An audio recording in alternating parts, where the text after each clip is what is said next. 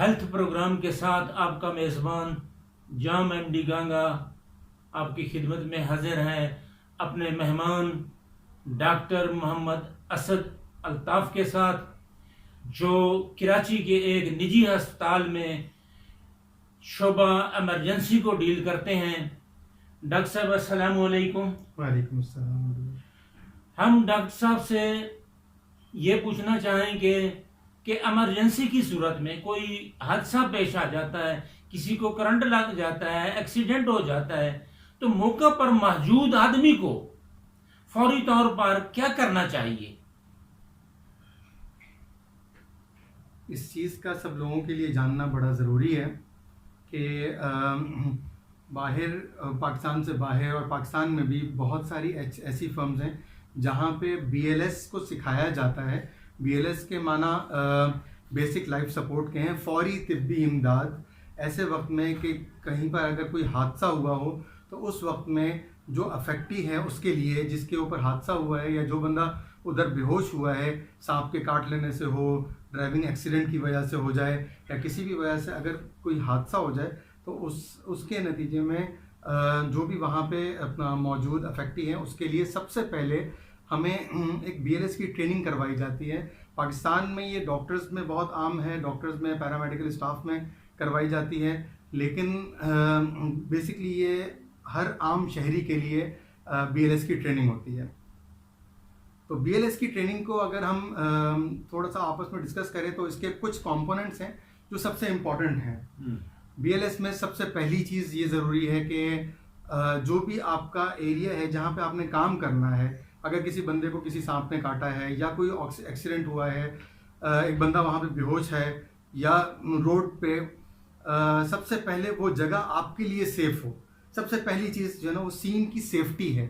इसको बीएलएस में कहीं पे भी ट्रेन करते हैं, सबसे पहले बताते हैं कि जी आपने सीन देखना है, सीन सेफ है, आप वहाँ पे जाएं और वहाँ पहले से सांप बैठा हुआ और आपको भी नुकसान दे दे तो सबसे पहले आप देखेंगे कि सीन की सेफ्टी है नहीं है।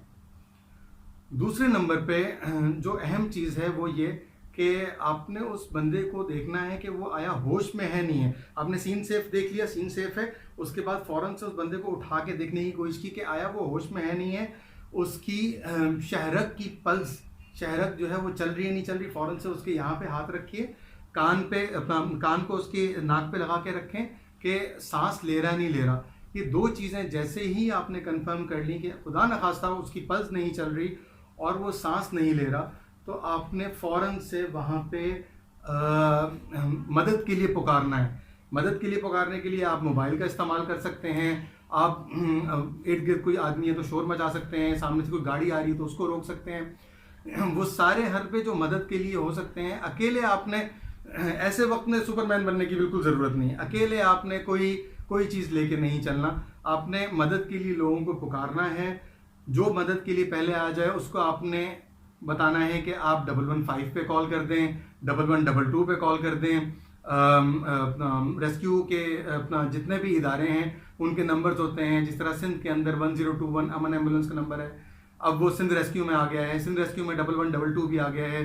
पंजाब रेस्क्यू डिपार्टमेंट है, उनका 1122 नंबर, आप उस पर कॉल करें और जैसे ही कंफर्म कर लिया कि मरीज़ की सांस नहीं चल रही और इसकी दिल की धड़कन नहीं चल रही, तो फ़ौरन से सीपीआर स्टार्ट किया जाता है, जिसको दिल को चलाने की कोशिश कहते हैं, दिल का मसाज कहते हैं। दिल को हम चलाने की कोशिश करेंगे और दिल का मसाज करेंगे। इसका मकसद ये होता है कि हम ब्रेन तक ऑक्सीजन, दिमाग तक ऑक्सीजन की फराहमी मुकम्मल करें और उसके लिए सीने को दबाएंगे। आम बंदा ये दबा सकता है, कैसे दबाएगा? आम बंदा ये ट्रेनिंग भी हासिल कर सकता है और ये जो बीएलएस का कोर्स है ये डिज़ाइन ही होता है आम आदमी के लिए। ये अमेरिकन हार्ट एसोसिएशन का कोर्स होता है, एएचए का कोर्स होता है और पाकिस्तान में बेतहाशा अपना लोग करवाते हैं। हम कोशिश करेंगे कि अपनी वीडियोस में इसको भी पूरा मुकम्मल तौर पे जो है ना वो लोगों तक बताएं। इसमें 3 चीज़ें जो इम्पोर्टेंटली हमने करनी होती हैं, उनमें सीने को दबाते हैं और सीने को दबाने के कुछ तरीक़ेकार हैं जी। उन तरीक़ों को मुकम्मल करेंगे, जिस तरह एक हथेली के ऊपर दूसरी हथेली को रखकर सीने के ऊपर और अपनी कोहनियों को सीधा रख के कमर से ज़ोर लगाएंगे। कमर से यूं करके ज़ोर लगाते हैं और 1 मिनट के अंदर कम से कम 120 बार जोर लगाना होता है। 20 बार कंप्रेशन, इनको कंप्रेशंस कहते हैं। 120 बार हम कंप्रेशंस करेंगे। इसमें कोहनियों को मूव नहीं होना होगा, तो पूरा का पूरा बॉडी का जोर लगेगा। इससे इंसान जल्दी थकेगा नहीं। 2 मिनट तक करेंगे, 1 मिनट के अंदर 120 बार करेंगे, यानी कि 240 बार का साइकिल करके दूसरे बंदे को बुलाएंगे। इसको हम कंप्रेशंस कहते हैं। उसके साथ हम, चूंकि वहाँ पे और कोई चीज़ अवेलेबल नहीं है, फौरी तिब्बी इमदाद का मतलब ये होता है कि आपके पास बगैर दवाइयों के, बगैर किसी चीज़ के इंसान अपने हाथ पाँव से जो है ना वो मरीज़ के लिए कुछ भला करे। उसके लिए आप अपना 30 कंप्रेशंस के साथ 30 बार कंप्रेस करने के बाद 2 बार उसको अपने मुंह से सांस देंगे। मुंह से सांस देने का तरीका ये होता है कि हथेली को उसके माथे पे रख के यूं करके और नाक को बंद करके दूसरे हाथ को से थोड़ी पकड़ के इसको खोल के आप डायरेक्टली मुंह से मुंह में सांस देंगे। और उस जब सांस दे रहे होंगे उस वक्त में हम सीने को देखेंगे कि सीना ऊपर उठा वापस गया, फिर ऊपर उठा वापस गया। 30 मिनट हमने कंप्रेशंस किए, 30 मिनट के बाद 2 बार सांस दी, फिर 30 मिनट कंप्रेशंस किए, फिर 2 बार सांस दी। 2 मिनट के बाद उसकी पल्स दोबारा चेक करेंगे। ये उस वक्त तक करेंगे या तो जब तक हमारे पास एम्बुलेंस या इमदाद ना आ जाए, रेस्क्यू वाला कोई नहीं आ जाए, रेस्क्यू वाला आ जाए, या फिर हमारे पास कोई दूसरा बंदा आ जाए कि हम उसको ओवर कर दें। 2 बंदों ने आपस में एक दूसरे को ओवर देते देते ये करना है उस वक्त तक जब तक आपके पास रेस्क्यू टीम ना मौजूद हो। रेस्क्यू टीम एक मरतबा आपके पास आ जाए, उसके बाद हॉस्पिटल्स, उनके रेस्क्यू का अमला, डॉक्टर्स इस चीज़ के लिए ट्रेन होते हैं। एक सिलसिला शुरू हो जाता वो है। उस सिलसिले में ये वो चीज़ है कि अगर BLS के हम कोर्सेज कर लें, BLS की तरफ हम कोशिश करेंगे अपने इस कोर्स को आम फहम इस जन्म वीडियो में समझाएं। तो इस कोर्स को अपना समझ लिया जाए तो एक आम आदमी, ये डिज़ाइन ही आम आदमी के लिए हुआ है। एक आम आदमी आराम से अपनी जो ना वो किसी की भी ज़िंदगी बचाने का जो ना वो पाकिस्तान में ये अवाम को ये कोर्स कराए जा रहे हैं या नहीं कराए जा रहे हैं?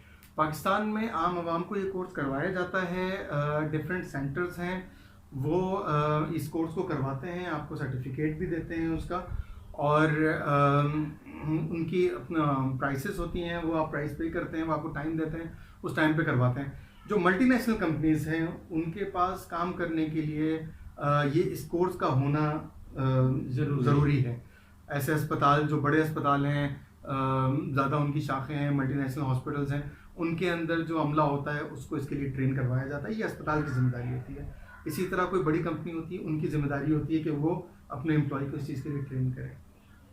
जी नाज़रीन, डॉक्टर मोहम्मद असद अल्ताफ़ ने इमरजेंसी के हवाले से कुछ अहम बातें हमें बताई हैं, एक कोर्स और ट्रेनिंग का जिक्र किया है। शायद पाकिस्तान में ये ट्रेनिंग आम पब्लिक को बहुत कम इसका इल्म होगा। हुकूमत को इसकी आगाही के लिए, इस सिलसिले को बढ़ाने के लिए ज़्यादा से ज़्यादा इक़दाम करने चाहिए ताकि हादसात की सूरत में आवाम को जो है फौरी तौर पे तिब्बी इमदाद जो है वो मुयस्सर आ सके।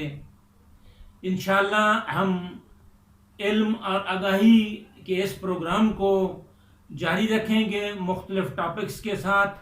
आपके साथ ये सिलसिला जो है फिर किसी प्रोग्राम के साथ हाजिर होंगे। तब तक के लिए इजाज़त चाहते हैं। अल्लाह हाफ़िज़। पाकिस्तान जिंदाबाद। अपनी सेहत का ख्याल रखिएगा।